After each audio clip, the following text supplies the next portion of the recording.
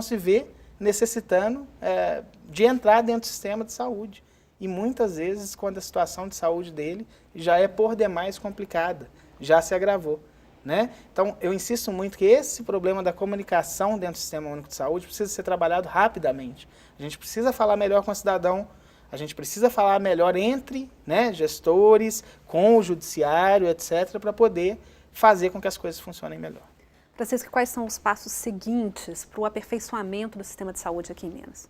Bom, nós já iniciamos o processo de implantação das chamadas redes de atenção. O Estado de Minas tem uma dimensão muito grande e eu entendo que finalizar as redes priorizadas, terminar de implantar a rede de urgência em todas as macro-regiões, as outras 4 redes que foram consideradas prioritárias por parâmetros epidemiológicos em Minas Gerais, que são a Rede Viva Vida, a Rede Mais Vida, no caso, a Rede da Mulher e da Criança, a Rede do Idoso, a Rede de Saúde Mental e a Rede de Hipertensão e Diabetes.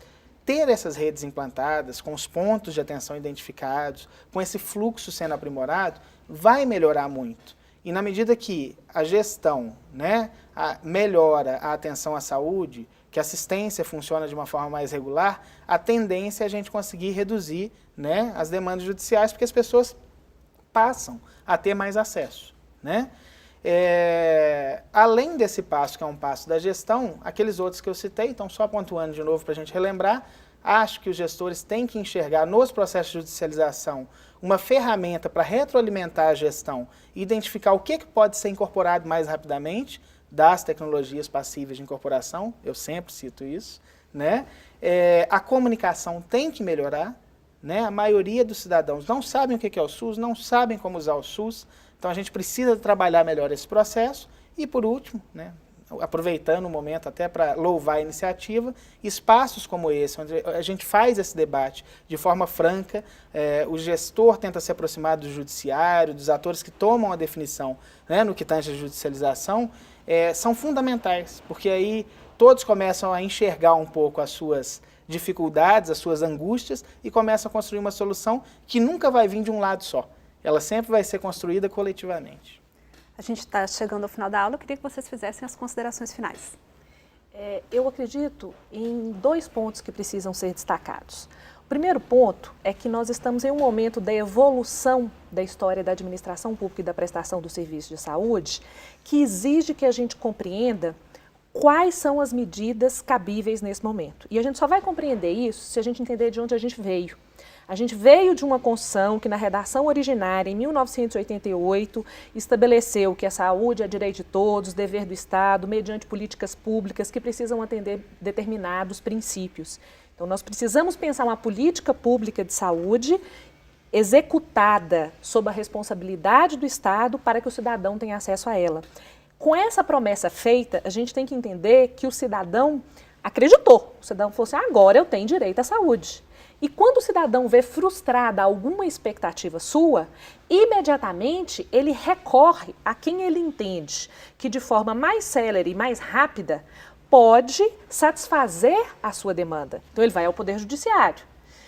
O que de fato é um caminho assegurado pela Constituição, que não pode ser objeto de nenhuma recalcitrância por nenhum gestor público, por nenhum operador do direito, mas que, tendo em vista a progressão geométrica no tocante ao volume de ações e ao resultado disso, da própria estruturação do sistema, com algumas frustrações repercutindo em inúmeros outros cidadãos que sequer têm acesso ao judiciário, é preciso que a gente pense como se dará uma perspectiva de solucionar. A gente não pode continuar criando conflitos litigiosos a serem submetidos ao Poder Judiciário em massa. Eu falo que é uma produção industrial de conflitos relativos à área de saúde, com uma prestação jurisdicional artesanal. A sensação que a gente tem é que a gente está enxugando gelo o tempo inteiro. Enxugar gelo não é uma boa saída. E para isso, nós precisamos encarar aquele que eu considero o segundo ponto, que é algo muitas vezes discutido abstratamente com dificuldade de implantação prática, que é o chamado Estado em rede. Quando a gente fala do Estado em rede, aí eu não estou falando das redes de atenção à saúde, a gente está falando de um Estado que consegue nós de convergência serem identificados entre os diversos órgãos, entre os diversos poderes, com a produção de saídas com participação de todos aqueles que são atores envolvidos. Então não adianta querer imaginar que só o judiciário vai salvar a saúde. Não vai. E aí eu costumo dizer, quando se trata de saúde, chega para o juiz o pedido de uma pessoa, no máximo de um grupo isolado de pessoas. É como se o juiz fosse uma mãe, o Poder Judiciário, representando o Poder Judiciário, de um filho único. Só que o Brasil não tem um filho único. É uma família de 20, 30 filhos.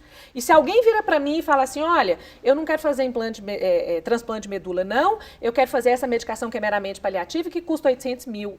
Qual a mãe que recusa isso para uma pessoa? Não, você tem o direito individual de escolher e eu vou permitir isso. Só que uma mãe que tem outros 20 filhos, ela não atende essa demanda se ela vai matar outros 5 filhos.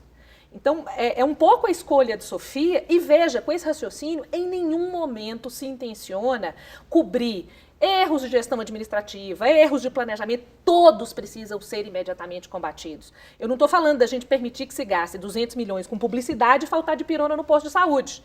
Não é disso que se trata. Se trata da construção de um mecanismo capaz de combater esses erros que são graves, intoleráveis, que nenhum de nós coaduna, mas ao mesmo tempo propiciar um espaço em que não se faça prevalecer uma visão individual em algo que de fato precisa de uma perspectiva coletiva.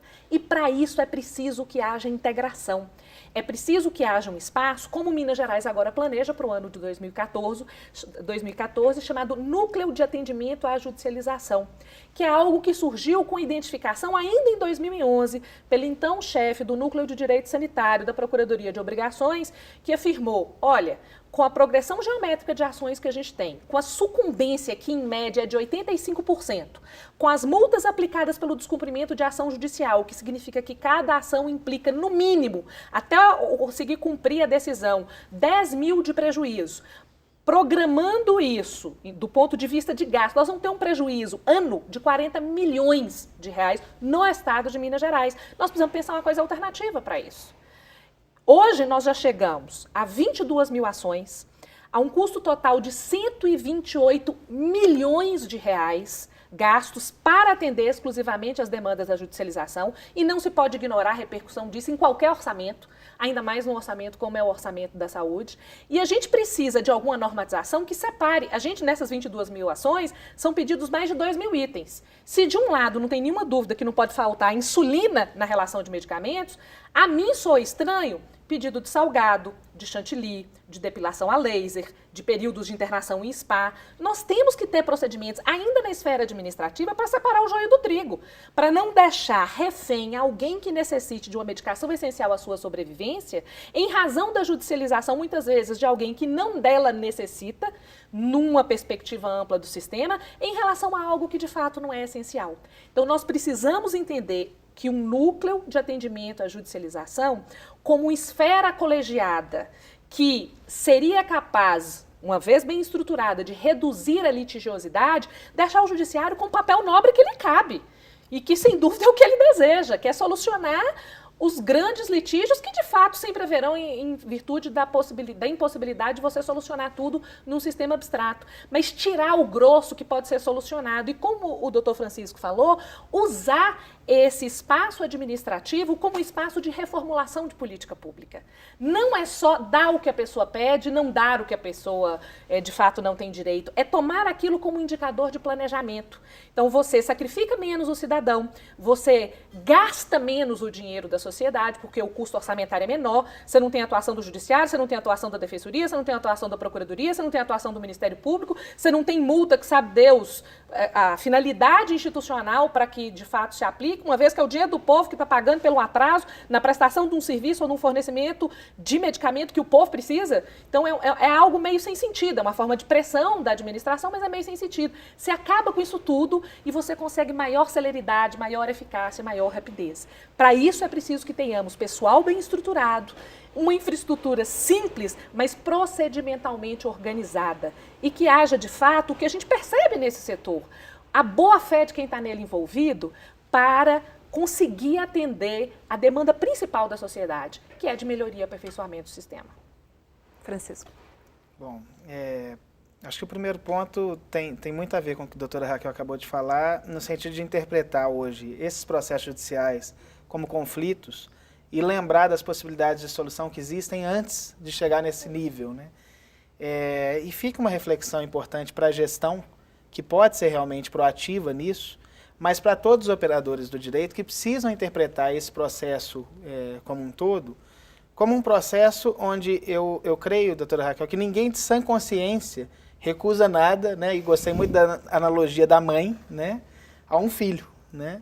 Mas realmente esse desafio de tentar dosar a disponibilidade de serviços, medicamentos para tantos filhos assim, né? Numa nação de 200 milhões de pessoas, ainda com base em princípios como integralidade, universalidade e equidade, que a gente não pode esquecer, né? É um desafio imenso. Então, é importante que todos os operadores do direito tenham essa consciência e deem sua contribuição. Em que sentido?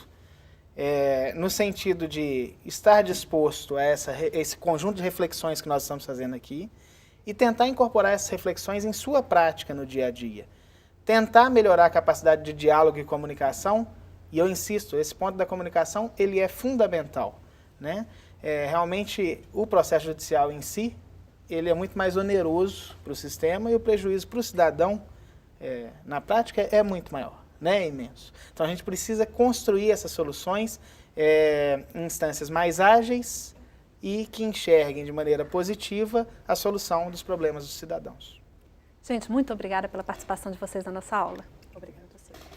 E aqui nós encerramos a capacitação em Direito Sanitário através do projeto Sustentabilidade Jurídica. Em 4 unidades, nós tratamos sobre a implantação das políticas públicas de saúde, o Sistema Único de Saúde e o Serviço de Saúde do Estado de Minas Gerais. A aula continua no ambiente virtual de aprendizagem. Lá você vai ter acesso aos textos complementares e à bibliografia. O link está disponível no site da Advocacia Geral do Estado, é www.advocaciageral.mg.gov.br. Muito obrigada pela companhia e a gente se encontra em uma próxima oportunidade. Tchau!